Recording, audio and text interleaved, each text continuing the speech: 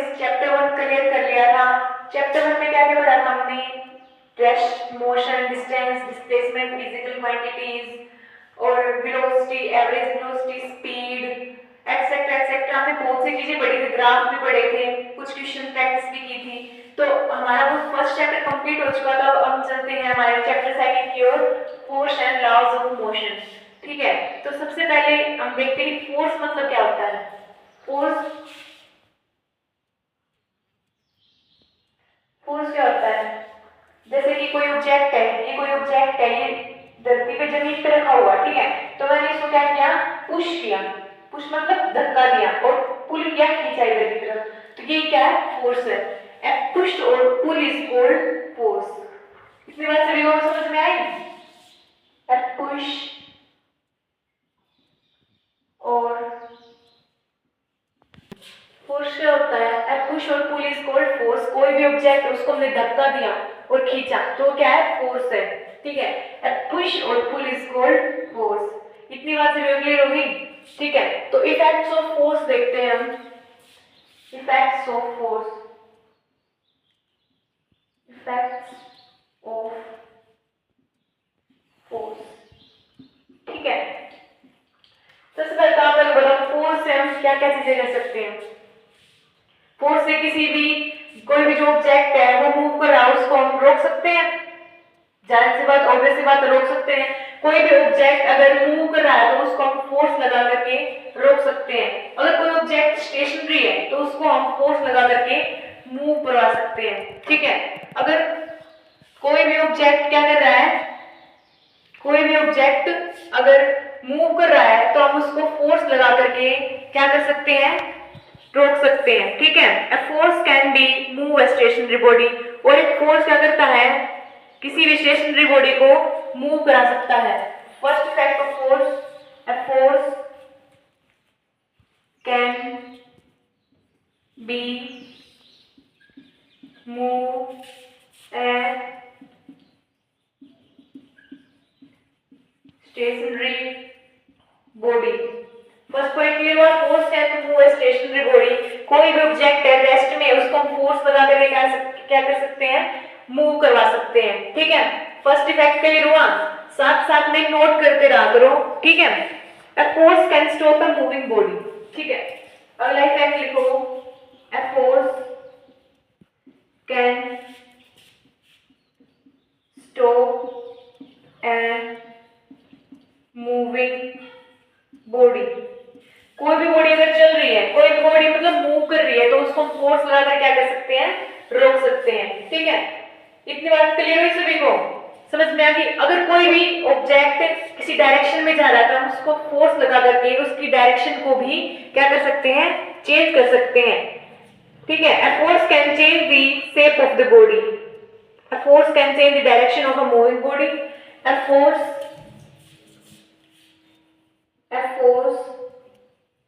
can be change the direction of moving body। लिख सकते हो मेरे बात? A force can be change its direction, a force can be change the direction of moving body। ठीक है, कोई भी ऑब्जेक्ट है वो किसी डायरेक्शन में चल रहा है तो उसको हम फोर्स लगा करके उसकी डायरेक्शन को चेंज कर सकते हैं। ठीक है, a force can be change the shape of the body, a force can be change the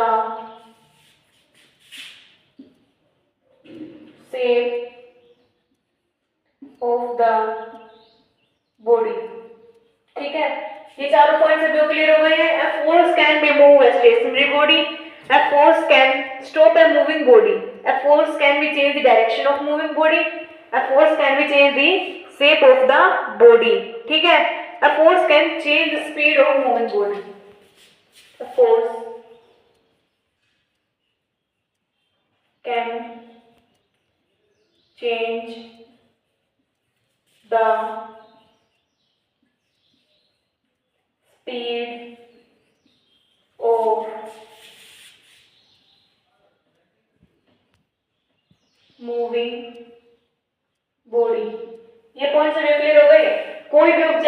stationery है तो उसको हम फोर्स लगा करके मूव करा सकते हैं। A force can stop a moving body। अगर कोई बॉडी मूव कर रही है तो उसको हम फोर्स लगा कर क्या कर सकते हैं, रोक सकते हैं, ठीक है। A force can be change the direction of moving body। एक फोर्स क्या कर सकता है, जो एक बॉडी है वो किसी डायरेक्शन में मूव कर रही है तो उसको हम ऑपोजिट साइड में फोर्स लगा करके उसकी डायरेक्शन क्या कर सकते हैं, चेंज कर सकते हैं। A force can be change the shape of the body। एक फोर्स क्या कर सकता है, किसी भी जो बॉडी है उसको उसकी शेप को चेंज कर सकता है। जैसे कि हाइड्रोलिक प्रेस के अंदर हम कोई भी चीज रखते हैं तो उसको प्रेस करने के बाद, फोर्स लगाने के बाद क्या हो जाती है, वो चीज पिचक जाती है, बिल्कुल चटनी नहीं बन जाती है बिल्कुल ही, ठीक है। A force can change speed of moving body। एक फोर्स क्या कर सकता है, किसी भी चलती हुई बॉडी की स्पीड को क्या कर सकता है, वो चेंज कर सकता है। जैसे कि मान लो कोई एक बॉडी चल रही है, मैंने उसको पीछे से जोर से धक्का दिया, फोर्स लगाया तो उसकी स्पीड क्या हो गई, तेज हो गई, उसकी स्पीड क्या हो गई, बढ़ गई, ठीक है। इफेक्ट ऑफ फोर्स क्लियर हो गए। फोर्स क्या था, पुश और पुल इज कॉल्ड फोर्स, और इफेक्ट ऑफ फोर्स आपको बढ़ा दिया मैंने, ठीक है। इतनी बात सभी को समझ में आ गई। तो हमारे नेक्स्ट टॉपिक की ओर चलते हैं।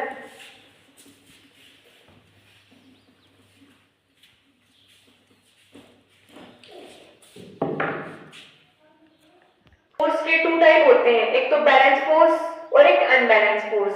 बैलेंस फोर्स क्या होता है, जब किसी भी ऑब्जेक्ट पे सारे जो फोर्सेस मिला करके जीरो फोर्सेस लग रहे हो उसको क्या कहते हैं, हम बैलेंस फोर्स कहते हैं। इफ द डेफिनेशन भी possible if the resultant of the all forces acting on a body is zero is called balance force।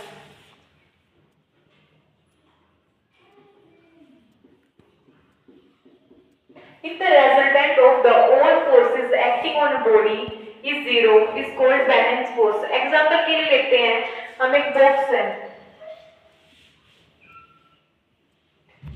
इधर से इस साइड उसके ऊपर कौन सा फोर्स लग रहा है, फोर्स ऑफ फ्रिक्शन लग रहा है, फोर्स ऑफ फ्रिक्शन लग रहा है, ठीक है। और हम इस बॉक्स पर इस साइड से फोर्स लगा रहे तो क्या करेगा, मूव नहीं करेगा, क्योंकि अपोजिट साइड में क्या हो रहा है, फोर्स ऑफ फ्रिक्शन लग रहा है, ठीक है। फोर्स ऑफ पुश, हमने इस साइड पुश किया इस ऑब्जेक्ट इस बॉक्स को, तो इधर से फोर्स ऑफ फ्रिक्शन लग रहा था इस डायरेक्शन में, और हम फोर्स किधर लगा रहे थे, इसके ऑपोजिट डायरेक्शन में लगा रहे थे, तो क्या हुआ, ये बॉक्स है इसने क्या किया, मूव नहीं किया, ठीक है। तो बैलेंस फोर्स के अंदर क्या होता है कि कोई भी ऑब्जेक्ट क्या होता है, मूव नहीं करता, ठीक है। इतनी बात सभी को क्लियर हुई।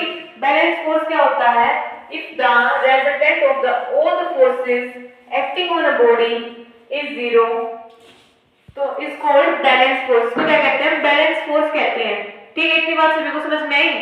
तो बैलेंस फोर्स क्या करता है, मोशन प्रोड्यूस नहीं करता।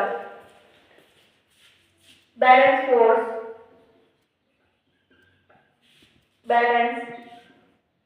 Force can not produce motion. तो फोर्स ऑफ फ्रिक्शन लग रहा था इधर से, हमारी पुश का फोर्स लग रहा था, क्या हो गया, ऑब्जेक्ट ने क्या किया, मूव नहीं किया, मोशन नहीं हुआ, ठीक है। तो balance force can not produce motion, ठीक है। It can change the shape of the body, ठीक है। और बैलेंस फोर्स में अगर कोई ऑब्जेक्ट मूव ही नहीं कर रहा, मूवमेंट ही नहीं हो रही, उसमें स्पीड ही नहीं है उसकी कोई, तो एक्सेलरेशन क्या होगा, जीरो होगा। एक्सेलरेशन इज ऑल्सो जीरो, ठीक है। इतनी बात से बिल्कुल समझ में। अगर कोई ऑब्जेक्ट मूव ही नहीं कर रहा तो वहां पे एक्सेलरेशन कैसे होगा? तो एक्सेलरेशन में क्या होगा? जीरो होगा। ठीक है, बैलेंस फोर्स क्या कर सकता है? किसी भी ऑब्जेक्ट में मोशन प्रोड्यूस नहीं करवा सकता, वो केवल चेंज, उसकी शेप को चेंज कर सकता है, बॉडी की शेप को। ठीक है, ये था हमारा बैलेंस फोर्स। इसके बाद हम पढ़ेंगे अनबैलेंस फोर्स। ठीक है, बैलेंस फोर्स का एक अच्छा सा एग्जांपल लेते हैं। मान लो आप घर पे बैठे हो, ठीक है, तो आपका एक दोस्त आया आपको बुलाने के लिए, खेलने के लिए बुलाने के लिए। इधर से मम्मी आई, मम्मी ने बोला कि अभी नहीं जाना, अभी खाना खाना है। ठीक है, तो 50 न्यूटन फोर्स मम्मी ने इधर की तरफ लगाया, 50 न्यूटन फोर्स आपके दोस्त ने इधर की तरफ लगाया, तो ऑब्जेक्ट क्या हुआ? कहीं नहीं जाएगा। ऑब्वियस सी बात है, सेम फोर्स लग रहा है, 50 न्यूटन फोर्स उधर की तरफ लग रहा है, 50 न्यूटन फोर्स उधर की तरफ लग रहा है, तो ऑब्जेक्ट क्या करेगा? बीच में रह जाएगा, कहीं मूव नहीं करेगा। तो बैलेंस फोर्स इसी को कहते हैं। जब कोई भी ऑब्जेक्ट मूव ना करे, फोर्स ऑफ फ्रिक्शन इसके अपोजिट डायरेक्शन में लग रहा हो, हमारे दूसरे अपोजिट डायरेक्शन में फोर्स ऑफ फ्रिक्शन लग रहा हो, तो क्या होगा? एक्सेलरेशन जीरो होगी, तो वो क्या होगा? बैलेंस फोर्स होगा। ठीक है, उसके बाद पढ़ते हैं unbalance force. If the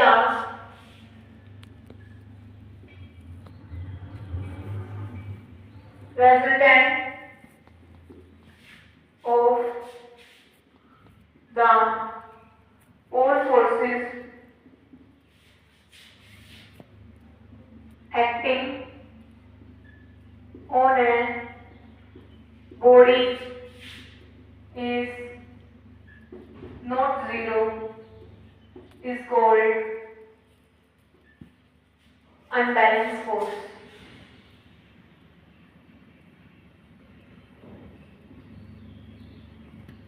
unbalance force देखो एग्जांपल से समझते हैं। मान लो फिर से कि आपका दोस्त आपको खेलने के लिए बुला रहा है और आपकी मम्मी क्या कर रही है? खाना बना रही है, तो आप खाना खाने के लिए बुला रही है। ठीक है, तो आपकी मम्मी ने आपके ऊपर फोर्स लगाया 60 न्यूटन फोर्स। ठीक है, और आपके दोस्त ने आपके ऊपर लगाया 40 न्यूटन फोर्स। ठीक है, तो आप किसकी तरफ जाओगे? 60 न्यूटन फोर्स की तरफ जाओगे, मम्मी की तरफ जाओगे। ठीक है, तो आपकी मम्मी ने लगाया था 60 न्यूटन फोर्स, आपके जो दोस्त था उसने कितने लगाया था? 40 न्यूटन फोर्स।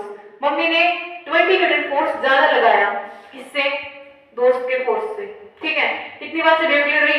जब all the forces acting on a body is not zero, जब एक ही बॉडी पे सेम फोर्स ना लग रहा हो, एक ही बॉडी पर जो फोर्सेस है वो जीरो ना हो, तो उसको क्या कहते हैं? हम अनबैलेंस फोर्स कहते हैं। ठीक है, इतनी बात से बिल्कुल समझ में आई। अनबैलेंस फोर्स क्या था? हमने एक अच्छे से एग्जांपल से समझ लिया है। ठीक है, तो ये आप नोट कर लो सभी डेफिनेशन इसकी। एक्सेलरेशन इज नॉट जीरो, यहाँ पर जो ऑब्जेक्ट है वो क्या कर रहा है? मूव कर रहा है, तो क्या है? Acceleration is not zero.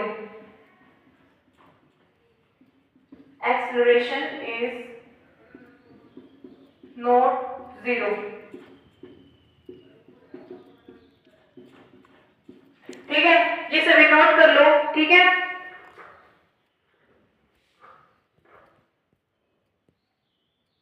unbalanced force can move a stationary body or they can stop a moving body. Unbalanced force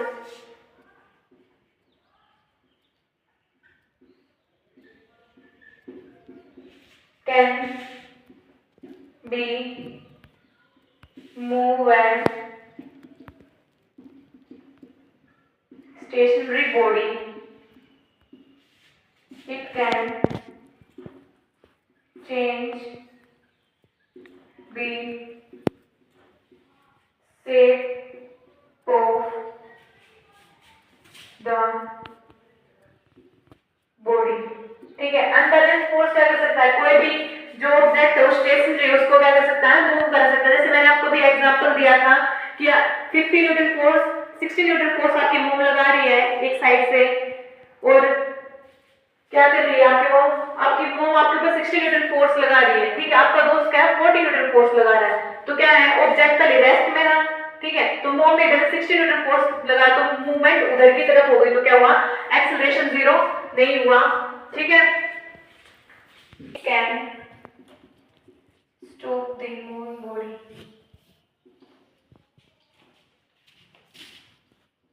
unbalance force क्या कर सकता है? किसी भी ऑब्जेक्ट जो स्टेशनरी है उसको क्या कर सकता है? मूवमेंट में ला सकता है, और जो कोई भी ऑब्जेक्ट मूव कर रहा है तो उसको क्या कर सकता है, स्टॉप कर सकता है। ये था हमारा अनबैलेंस फोर्स, ठीक है। उसके बाद पढ़ेंगे हम लॉ ऑफ इनर्शिया, ठीक है।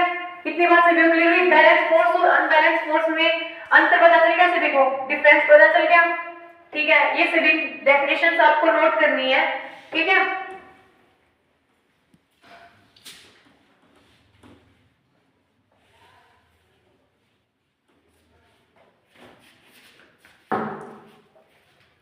उसके बाद आता है इनर्शिया। उसके बाद आता है हमारा टॉपिक इनर्शिया। इनर्शिया क्या है? What is inertia? सबसे पहले आए थे हमारे एरिस्टोटल साहब, एरिस्टोटल, ठीक है, एरिस्टोटल, ठीक है। एरिस्टोटल साहब ने क्या कहा था कि कोई भी ऑब्जेक्ट है तो उसको हमेशा मोशन में रहने के लिए किस चीज की जरूरत होगी? फोर्स की, ठीक है। एरिस्टोटल ने क्या कहा था कि कोई भी ऑब्जेक्ट को अगर मोशन में लाना है तो उसको उसके लिए हमेशा किसकी जरूरत होगी? फोर्स की जरूरत होगी, ठीक है। तो एरिस्टोटल ने क्या कहा था कि कोई भी ऑब्जेक्ट है उसको हमेशा मोशन में रहने के लिए क्या होगा? फोर्स की जरूरत होगी, ठीक है। तो उसके बाद है गैलीलियो।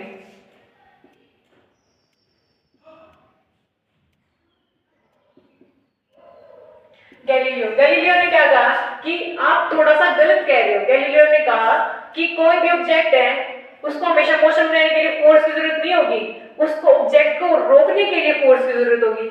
मान लो 2 मिनट के लिए आप आंखें बंद करो, आंखें बंद करके सोचो कि आप स्पेस में हो, ठीक है। आंखें बंद करके सोचो कि आप स्पेस में हो, ठीक है। अर्थ से बाहर चले जाओ एक बार, अर्थ के एटमॉस्फेयर से बाहर चले जाओ एक बार, ठीक है। आंखें बंद करके सोचो आराम से कि आप स्पेस में हो, ठीक है।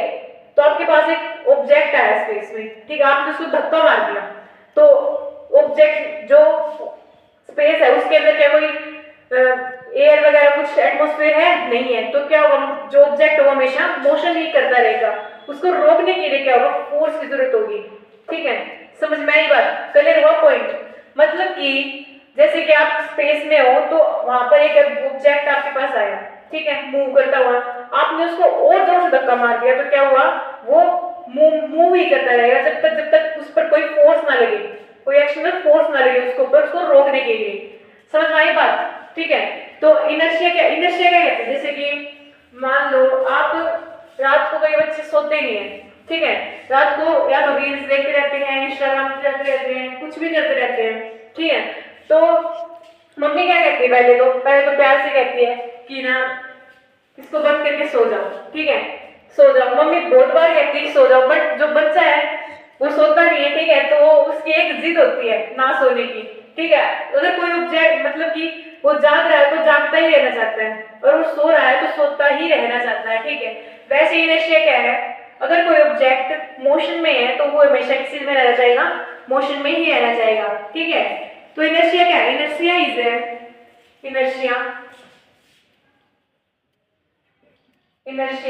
is a property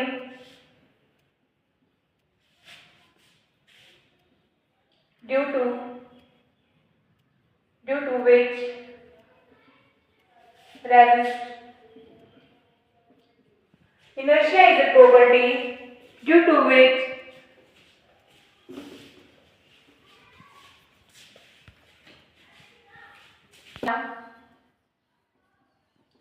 is a property of any object due to which resist any change in. Inertia is a property of any object due to which resist any change in its state of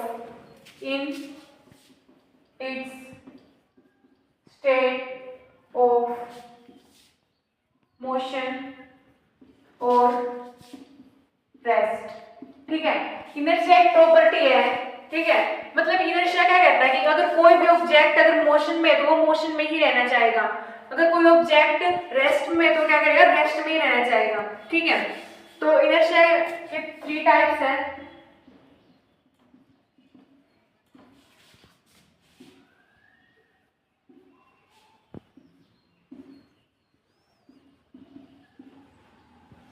ठीक है, inertia एक तो rest में होता है, एक motion में और एक direction. Inertia of rest, inertia of motion, inertia of direction. ठीक है, तो इनर्शिया ऑफ रेस्ट में क्या होता है? Inertia of rest, if an object is in rest. ठीक है, inertia of motion, if the object is in motion. ठीक है, inertia of direction, if the object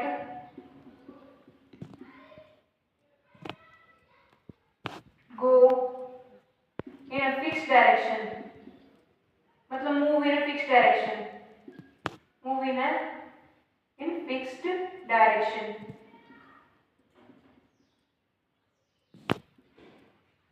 तो 3 टाइप्स ऑफ इनर्शिया होते हैं, rest, inertia of rest, inertia of motion, inertia of direction. ठीक है, inertia of rest में कोई object अगर रेस्ट में है तो क्या है? Inertia of rest. ठीक है, इनर्शिया ऑफ मोशन, कोई ऑब्जेक्ट मोशन में है तो मोशन में ही रहना चाहिए, इनर्शिया ऑफ मोशन। अगर कोई ऑब्जेक्ट किसी डायरेक्शन में, एक फिक्स डायरेक्शन में चल रहा है, मूव कर रहा है, तो क्या है? उसमें ही, उस डायरेक्शन में ही चलना चाहेगा वो। ठीक है, इतनी बात से क्लियर हुई। उसके बाद आते हैं हमारे Newton's law, Newton's first law of motion. Inertia से ड्यूस समझ में आ गया? ठीक है,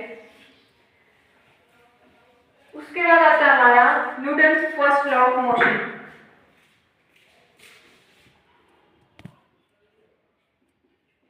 न्यूटन फर्स्ट लॉ ऑफ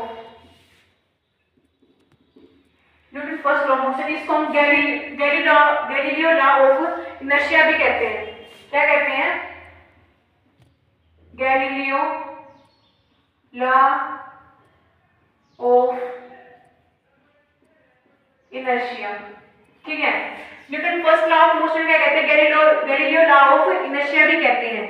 तो ये बिल्कुल सेम है इनर्शिया की तरह ही। If a object is in rest, if an object is in rest, it will remain at rest if an object is in motion, it will remains at motion। ठीक है, तो क्या कह रहा है? कोई ऑब्जेक्ट रेस्ट में तो रेस्ट में ही रहना चाहेगा, अगर कोई ऑब्जेक्ट मोशन में है तो वो मोशन में ही रहेगा। Unbalance until unless unbalanced forces acting on it। तो इनर्शिया, लॉ ऑफ इनर्शिया क्या है? गैलीलियो लॉ ऑफ इनर्शिया, मतलब Newton first law of motion में न्यूटन क्या कहते हैं? अगर कोई ऑब्जेक्ट रेस्ट में तो रेस्ट में ही रहना चाहेगा, अगर कोई ऑब्जेक्ट मोशन में है तो मोशन में ही रहना चाहेगा, उसके ऊपर कोई अनबैलेंस फोर्स नहीं लगना चाहिए। हमारा नेक्स्ट टॉपिक क्या है? न्यूटन के कितने लॉ थे? 3 लॉ थे। ठीक है, न्यूटन फर्स्ट लॉ हमने पढ़ लिया, न्यूटन सेकंड लॉ,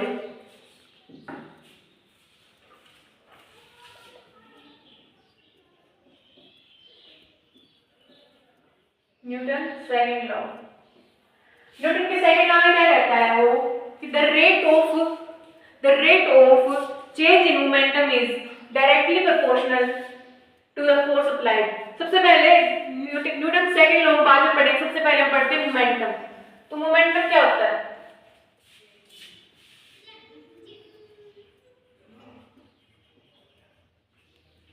घबराने की कोई जरूरत नहीं है। मोमेंटम होता क्या है? Momentum is defined as a product of mass and velocity. Momentum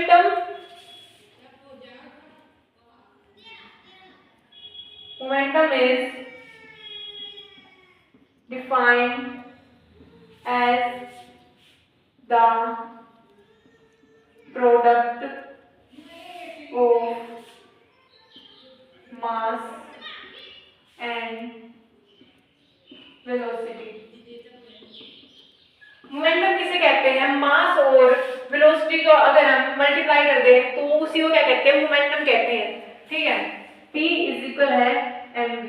ठीक है, हम मोमेंटम को किससे डिनोट करते हैं? P से। तो P इज इक्वल है m। सभी को मोमेंटम समझ में आ गया? ठीक है, SI इनटू मोमेंटम क्या होती है? SI unit of momentum is kilogram metre per second. ठीक है, कितनी बार सभी को समझ में आई? मोमेंटम कैसा यूनिट क्या होती है? Kilogram metre per second. ठीक है, उसके बाद आता है हमारा चेंज इन मोमेंटम। उसके बाद क्या आता है? Change in momentum.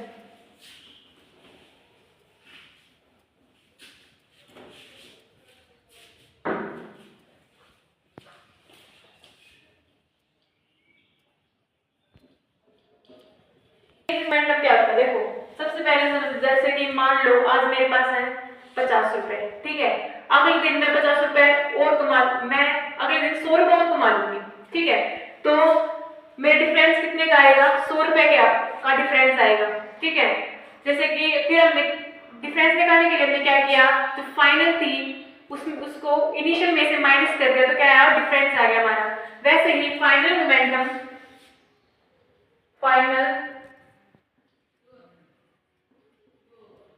Momentum minus में initial momentum, final momentum minus में इनिशियल मोमेंटम, ये क्या है? चेंज इन मोमेंटम है। ठीक है, डेटा P इज इक्वल है mv माइनस में mg। ठीक है, इतनी बात समझ क्लियर हुई? चेंज इन मोमेंटम क्या है? फाइनल मोमेंटम माइनस में इनिशियल मोमेंटम। तो चेंज इन मोमेंटम का फॉर्मूला क्या हुआ? डेल्टा P इज इक्वल है mv माइनस में mu। आशा सभी को चेंज इन मोमेंटम समझ में आ गया होगा। उसके बाद हम पढ़ेंगे न्यूटन का सेकंड लॉ। ठीक है, क्लियर हुई सभी को बात? Newton second law. न्यूटन के सेकंड लॉ में क्या कहता है वो? The rate of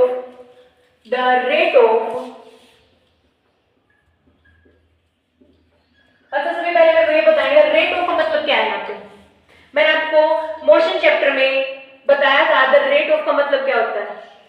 the rate of का मतलब होता है हमेशा जहां पर द रेट ऑफ, ये वाला रेट ऑफ दिख जाए फिजिक्स में तो समझ जाना टाइम से डिवाइड है। ठीक है, समझ जाना टाइम से डिवाइड है। The rate of change in momentum, the rate of change in momentum is directly proportional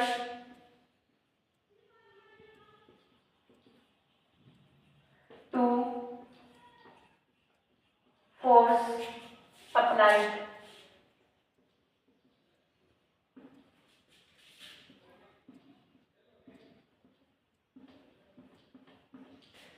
देखो, तो न्यूटन के सेकंड लॉ में क्या कहता है? The rate of change in momentum is directly proportional to the force applied. जो मोमेंटम में जो चेंज होगा तो वो किससे डायरेक्टली प्रोपोर्ट करेगा? फोर्स से। ठीक है, कितनी बात समझ में? सभी को न्यूटन का सेकंड लॉ क्या कहता है? The rate of change in momentum is directly proportional to force applied. ठीक है, तो force is equal to delta p upon time taken. Change in momentum क्या है? Delta p। The rate of मतलब time से डिवाइड, इसी को क्या कहते हैं? न्यूटन का सेकंड लॉ। ठीक है, तो इसको सॉल्व करते हैं। F is equal to delta p upon में time taken. F is equal to delta p की हमने वैल्यू क्या पढ़ी थी? mT की वैल्यू क्या थी? mv माइनस में mu अभी पढ़ी थी हमने। तो ये अपॉन में क्या है? टाइम टेकन है। ठीक है, तो इन दोनों में m क्या है? कॉमन है। m क्या है? कॉमन है। फोर्स इज इक्वल m को हमने कॉमन ले लिया v माइनस u अपॉन में t। इतनी बात से समझ में आई? और v minus u upon t किसका फॉर्मूला था? बता सकते हैं आप मुझे? v minus u upon t किसका फॉर्मूला था? बता, एक्सेलरेशन का। फोर्स का फॉर्मूला क्या आ गया? इस v minus u upon t की जगह मैं a लिख दूं एक्सेलरेशन। फोर्स का फॉर्मूला क्या है यहाँ से, एम में, एफ इजिकल टू एम में। इतनी बात से क्लियर हुई, ठीक है, समझ में आया न्यूटन सेकंड लॉ। उसके बाद चलते हैं हम न्यूटन के थर्ड लॉ की ओर।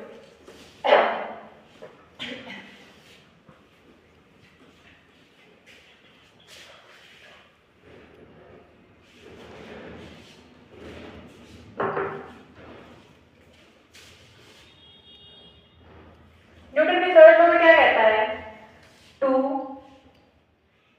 Every action there is a opposite and equal reaction। तो न्यूटन के थर्ड लॉ में क्या कहता है, to every action there is an equal and opposite reaction, there is opposite and equal reaction, ठीक है। न्यूटन का थर्ड लॉ क्या कहता है, अगर हम किसी भी ऑब्जेक्ट है तो उसके ऊपर हम कोई भी एक्टिंग करेंगे, मतलब उसके ऊपर कोई भी एक्शन लेंगे तो क्या होगा, उसका अपोजिट रिएक्शन होगा, ठीक है। जैसे कि मैंने इधर इसको पुश किया तो वो उस डायरेक्शन में इसने मूव किया, ठीक है, इसका रिएक्शन क्या हुआ, उल्टा हुआ। To every action there is an opposite and equal reaction, ठीक है। Action and reaction must act on different bodies. कुछ हेडलाइंस लो, action and reaction must act on different bodies। मान लो जैसे कि मैं क्या कर, मैंने किसी को थप्पड़ मारा, ठीक है, तो उसका रिएक्शन क्या होगा, वो भी मेरे को वापस से थप्पड़ मारेगा, ठीक है। तो action and reaction must act on different bodies. Action और रिएक्शन दो अलग अलग बॉडीज पे क्या कर सकते हैं, रिएक्ट कर सकते हैं, ठीक है। जैसे कि मैंने किसी भी ऑब्जेक्ट पर रिएक्ट किया, ठीक है, एक्शन लिया, तो वो क्या करेगा, अपोजिट डायरेक्शन में रिएक्ट करेगा, ठीक है। Action and reaction must act on opposite direction, ठीक है। Action and reaction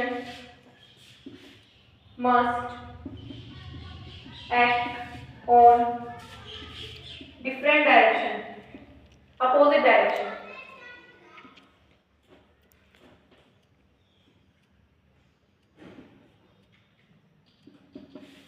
opposite direction, ठीक है, सभी को समझ में एक बार। न्यूटन थर्ड लॉ क्या कहता है, to every action there is an opposite and equal reaction, ठीक है। Action and reaction must act on different bodies. Action और रिएक्शन क्या करते हैं, अलग अलग बॉडी पे ही एक्ट करते हैं, ठीक है। Action and reaction must act on opposite direction. Action और रिएक्शन हमेशा क्या करते हैं, अपोजिट डायरेक्शन में क्या करते हैं, रिएक्ट करते हैं, ठीक है। कितनी बात क्लियर हुई। अब हमारा सबसे आखिरी टॉपिक आता है कंजर्वेशन ऑफ मोमेंटम। हमारा आखिरी टॉपिक क्या है, conservation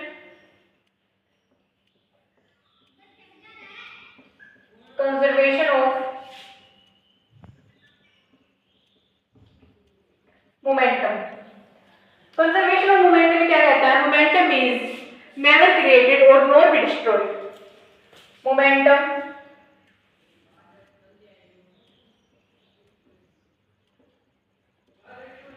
is never be created or nor be destroyed। Conservation of momentum क्या कहता है, मोमेंटम को कभी भी बनाया नहीं जा सकता और उसको कभी डिस्ट्रॉय नहीं किया जा सकता, ठीक है। ये बात सभी को क्लियर हुई। कंजर्वेशन ऑफ मोमेंटम में क्या कहता है, मोमेंटम को कभी भी बनाया नहीं जा सकता, क्रिएट नहीं किया जा सकता और उस मोमेंटम को कभी भी डिस्ट्रॉय नहीं किया जाता, ठीक है। इसी के साथ हमारा चैप्टर कंप्लीट होता है। एक बार हम फिर से रिवाइज कर लेते हैं, हमने क्या क्या पढ़ा। हमने पढ़ा था, हम न्यूटन के तीनों लॉ को क्या कहते हैं, एक बार रिवाइज कर लेते हैं। फर्स्ट लॉ में क्या कहा था कि जैसे कि कोई ऑब्जेक्ट मोशन में तो वो मोशन में ही रहना चाहेगा, अगर कोई ऑब्जेक्ट रेस्ट में है तो रेस्ट में ही रहना चाहेगा, अगर कोई ऑब्जेक्ट इन फिक्स डायरेक्शन में मूव कर रहा है तो वो उसी डायरेक्शन में मूव करना चाहेगा, ठीक है। और सेकंड रिएक्शन क्या कहता है, सेकंड लॉ क्या कहता है, the rate of change in momentum, the rate of change in momentum is directly proportional to the force applied, ठीक है। और थर्ड लॉ में क्या कहता है, to every action there is a equal and opposite reaction, ठीक है। आशा सभी को तीनों लॉ समझ में आ गए होंगे। इसी के साथ हमारा चैप्टर 2 कंप्लीट होता है और इसके नेक्स्ट वीडियो में हम करेंगे कुछ न्यूमेरिकल्स प्रैक्टिस, कुछ क्वेश्चन प्रैक्टिस करेंगे, ठीक है। तो इतने सभी के लिए bye bye all of you.